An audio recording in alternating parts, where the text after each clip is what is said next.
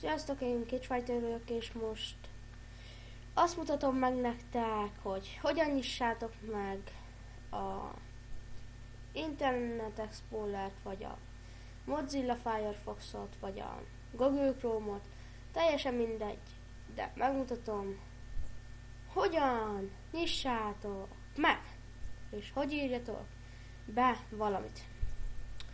Mondjuk én most a Mozilla Firefox-ot fogom megnyitni, így bejön az egész, és ide mondjuk beírjátok azt, hogy YouTube, YouTube. Rákattintatok, és már meg is van nyitva. És ide is úgy kell beírni, hogy mondjuk beírsz egy csatorna nevet,